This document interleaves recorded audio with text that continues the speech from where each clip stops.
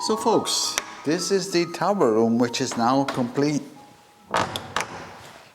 So we have installed our infrared panels, but also I have done some decoration already, and as I said before, for me less is more. Now there were a couple of other things I haven't shown you in one of the videos, and that is actually how I did deal with the floor, because I had to rejoin the floor, and that was not all that easy. But you'll get to see all the details very soon. I also installed plinths, and I created a hedge on the other side where the old staircase used to be.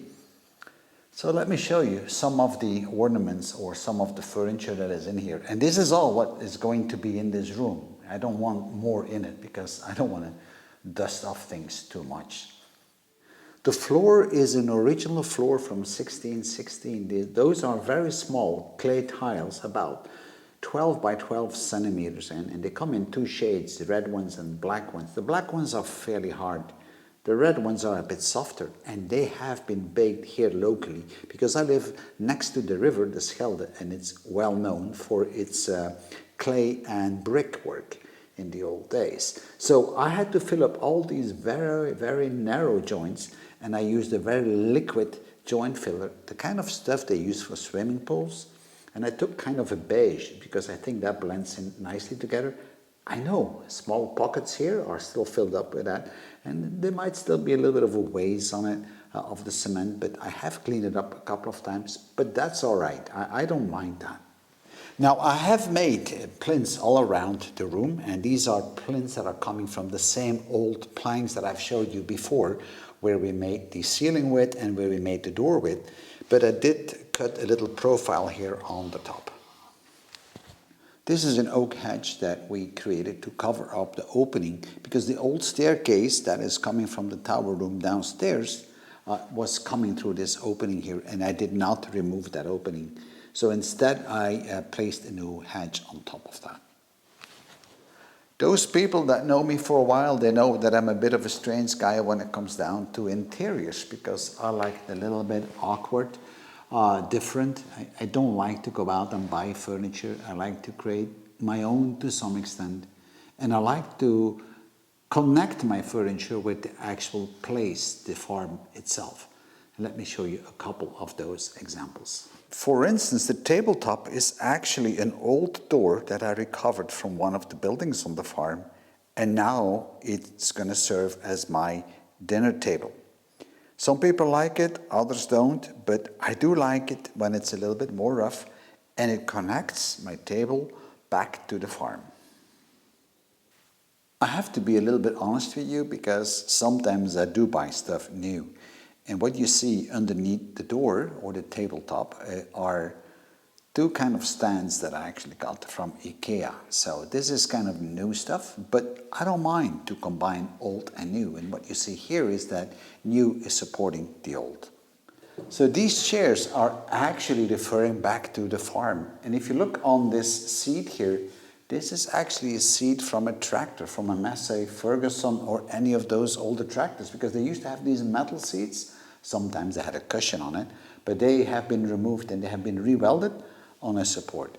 Now, I did not create those myself, but I was able to pick them up in a store for a very good price. And the funny thing is, or the good thing is, you can rotate them around and adjust the height, because my dining table is fairly high and I like to sit high and dry, as they say.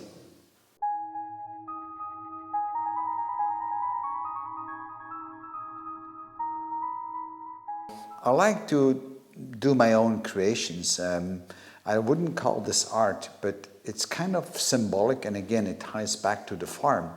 It's a piece of oak on the bottom, and then there's a huge iron cast nail in it.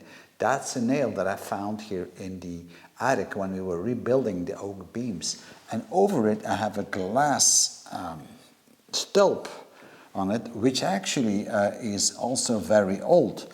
You used to have Maria statues underneath, and in the old days people would have that on the chimney because people were very religious, so they loved to have their saints on a globe, and the globe would protect them from the dust.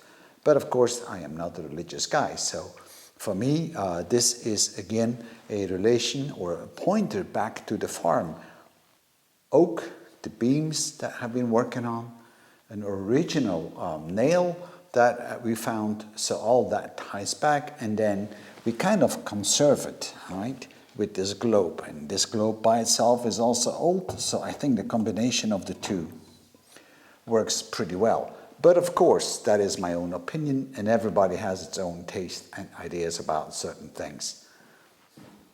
I don't have a lot more in this room besides the fact that I have this old deer here. In fact, it's a water deer, I think they call it. In Flemish, it's called a waterbok. I don't know exactly what the name is in English, but it comes out of Africa. This is a real one. This is not a fake plastic one.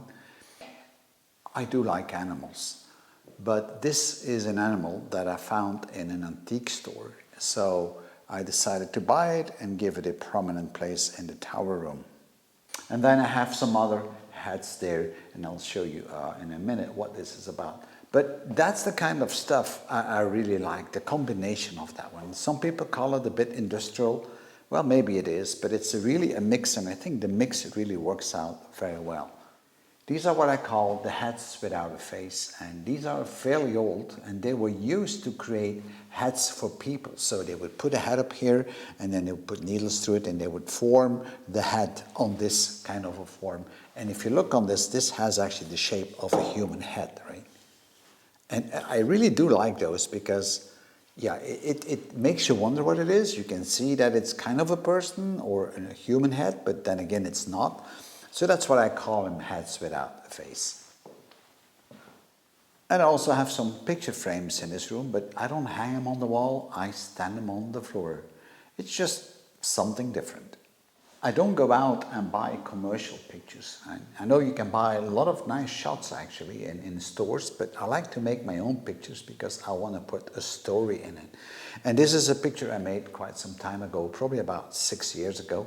And I had it in the attic for a long time. I didn't know where to place it because it's fairly big. So now I think here it works out quite well. I like this black and white story on that picture, but I'll let you be the judge on that, what you think about it. But yeah, that's what I do. I tend to create my own things. Now for heating, I'm using infrared heating, and you might have seen the video before when we were installing the infrared panels. These are the white panels just underneath the window frames. And as this is a farm, I can't really go without a cow skin on the floor.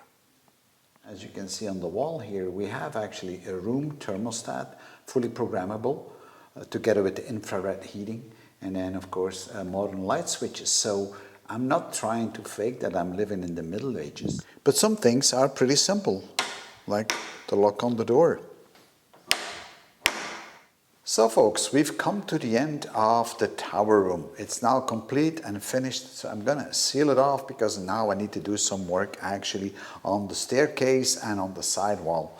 But before you will see videos on that, there will be a couple more videos on Old Rusty, because I know a lot of you want to see Old Rusty back, and that's what I'm gonna do next. Thank you for viewing, and hopefully you enjoyed the complete episode of the tower room.